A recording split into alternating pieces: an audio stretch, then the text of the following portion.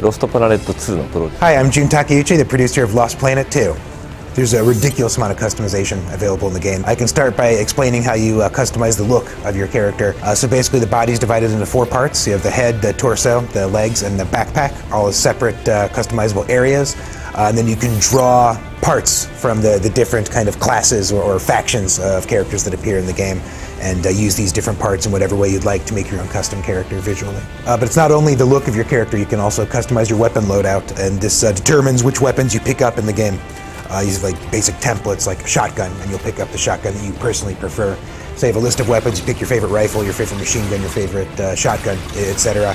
And you get new weapons by achieving certain conditions in the game, the same way you would unlock costume parts.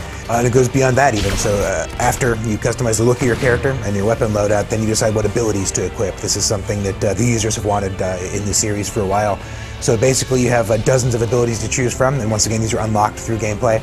Some of which have very direct effects and just give you higher attack power, things like that. Some of which are a little more abstract and focus more on supporting your team in general. We have 2 slots, so you can equip 2 distinct abilities at any given time. And then it goes even beyond that. Now you can customize which gestures and which taunts that your character takes into the battlefield.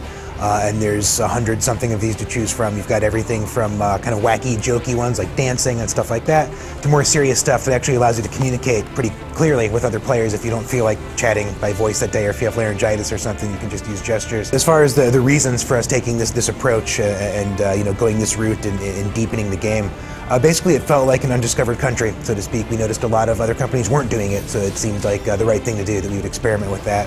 When you're playing, especially co-op with other people, you naturally kind of want to express yourself. You want to show people just by the way you look, what kind of player you are. I'm wacky, I'm flirty, I'm ironic, whatever, and now you can do that through the way you look and in your name tag and everything else, so that you actually have a bit of your own personality.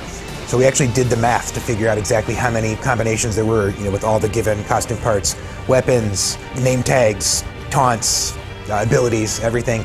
And if you put them all together, we actually get a 1 with 16 zeros after it. I don't even know what that number's called. It's, significantly more than the entire population of the planet.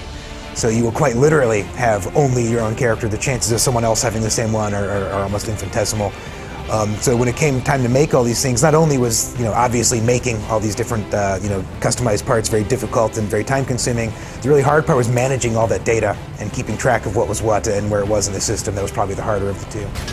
We'll most definitely be providing more and more of this sort of thing through DLC, more so than individual parts, because there's already so many in there that once again, do you really need more than the one with 16 zeros after it? Probably not, but what we could do, for instance, is more skins, more full costumes, something like you did with the Gears of War tie-in. We've got some Capcom characters in there already, and we could add a lot more along that vein, a full and complete skin as opposed to individual parts. Lost Planet 2 will be coming both to the PlayStation 3 and the Xbox 360. The release date is now May 11th. It's actually moved ahead a week, you may notice. It's coming out earlier than we'd expected, so please look forward to it.